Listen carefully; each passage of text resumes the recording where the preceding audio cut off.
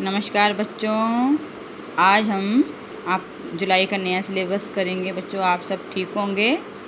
अब आपने आज से अपना काम शुरू करना है। आज हम हिंदी व्याकरण में निबंध करेंगे गंगा। ठीक है, मैं आपको एक बार इसकी रीडिंग करा देती हूँ। आपने इसको कॉपी पर लिखना है और उसको याद करना है। और आपने भी इस तरह, जिस तरह मैं रीडिंग कर रही हूँ, आपने भी रीडिंग करते हुए इसकी वीडियो बनाकर भेजनी है।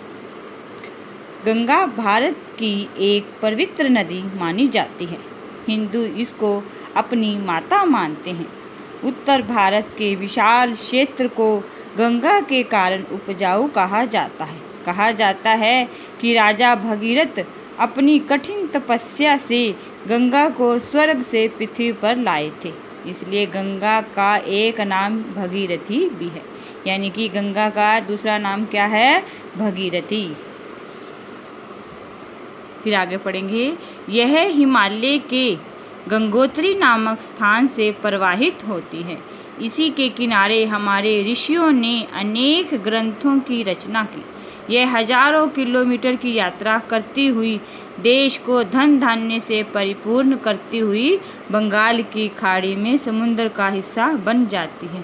इसके मार्ग में अनेक स्थान आते हैं, उन्हें हम तीर्थ स्थान कहते हैं, जैसे ऋषिकेश, हरिद्वार, काशी, इलाहाबाद, कानपुर इत्यादि। जो गंगा नदी है वो कहाँ से होकर गुजरती है? ऋषिकेश से, हरिद्वार से, काशी से, इलाहाबाद से, कानपुर से इत्यादि। ठीक है, जो गंगा, अब हम हरिद्वार जाते हैं ना नहाने के लिए, वो जो गंगा है वो यही गंगा है। इसको कौन लेके आए थे? भगीरथी। कौन लाए थे?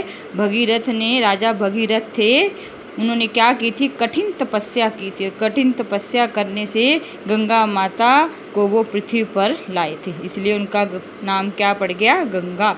और उनको क्या बोलते हैं? भगीरथी भी बोलते हैं। हम हिंदू लोग गंगा को माता मानते हैं, तभी तो हम हरिद्वार में जाते हैं ना नहाने के लिए, स्पेशल जाते हैं, क्योंकि हम उसको क्या मानते हैं? अपनी माता मानते हैं। और वो क्या? पवित्र नदी मानी जाती है। कहते हैं वहाँ पर डुबकी लगाने से सारे पाप क्या हैं? धुल जाते हैं। तो बच्चों आपने भी इस निबंध को अच्छे से समझना व पढ़ना है, और कॉपी पर, हिंदी व्याकरण की कॉपी पर आपने इसको लिखना है। ठीक है बच्चों, ओके बाय।